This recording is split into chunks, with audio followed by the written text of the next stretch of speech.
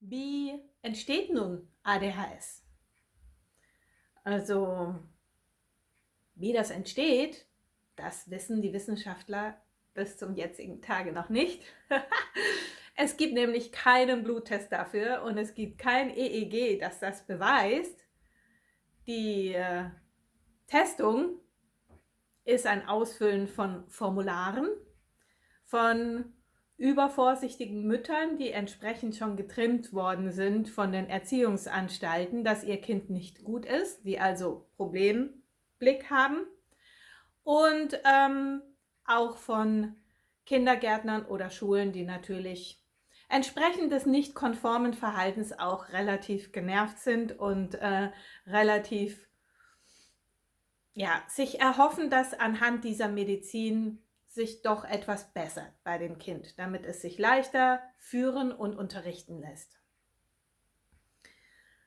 Eine Sache, die sich bei mir jeden Tag aufs Neue zeigt und wo auch die Wissenschaft konform geht, ist, dass der Anfang von ADHS bereits schon im Mutterleib oder bei der Geburt anfängt.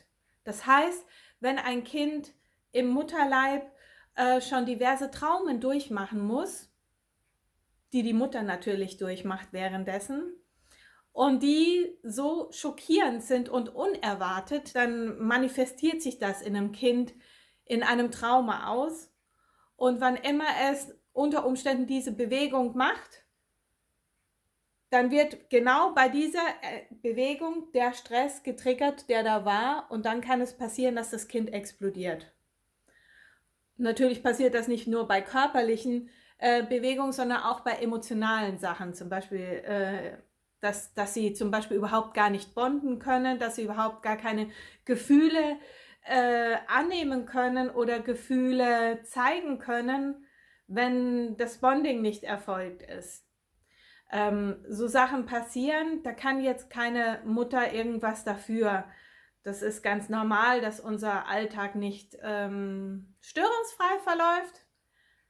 Man wird gemobbt in der Arbeit, der Opa stirbt, man trennt sich vom Partner, man muss umziehen, man hat selber starke Probleme, während man schwanger ist, mit Übelkeit und sonstigen Dingen.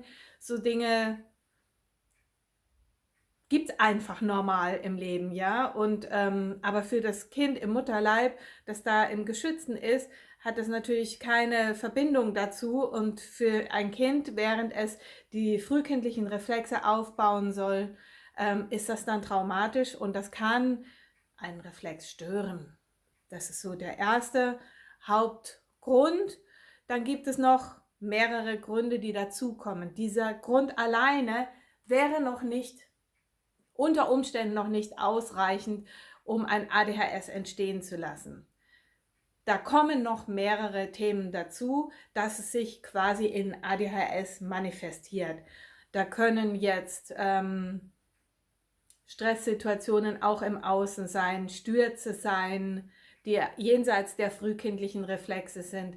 Da können Nahrungsunverträglichkeiten sein, da können Stillprobleme sein, da können kraniosakrale Problematiken sein, dass das Kind verdreht ist und gar nicht trinken kann. Und da können aber auch psychische Themen sein, wie zum Beispiel, dass der Papa die Familie verlässt und dass das Kind überhaupt gar nicht weiß, was da nun passiert.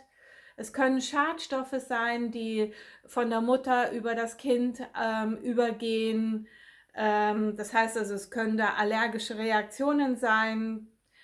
Was gibt es denn noch? Ja, eine Geburt kann auch unter Umständen schwierig sein. Ja, also so wie wir heutzutage gebären, das ist nicht förderlich für Kinder in der Regel. Normalerweise müsste die Nabelschnur 12 Stunden am Kind dranbleiben, dass das ganze Immunsystem übertragen werden kann auf das Kind. Somit wäre auch das Bonding gewährleistet.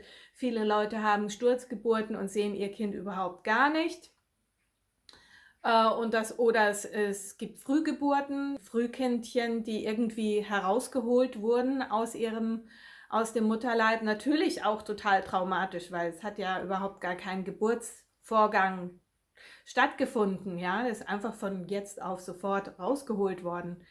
Solche Dinge, wenn die dazukommen, zu den Dingen, die schon im Mutterleib passieren, dann kann sich das in ADHS manifestieren. Und da setze ich an als Spezialistin und da gibt es noch andere, die in der Reflextherapie arbeiten. Ich in meiner ganzheitlichen Reflextherapie arbeite so, dass ich die Traumata, die entstehen, entstresse und dass sich dann die frühkindlichen Reflexe ganz von alleine entwickeln können, in dem Tempo, wo das Kind das möchte.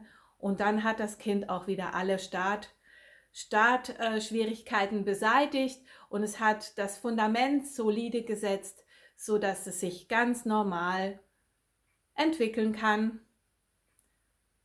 Und deswegen tue ich das, was ich tue und das sehr erfolgreich. Wenn du möchtest, dann kannst du dich gerne auf meiner Webseite umsehen, www.monikaföhner.com. Da kannst du dich in Kundenrezessionen suhlen und einfach ein Gefühl kriegen, wie das so ist, mit mir zusammenzuarbeiten. Da kannst du dir auch gerne einen Termin abmachen. Oder wir sehen uns bald wieder. Ich freue mich auf dich. Tschüss!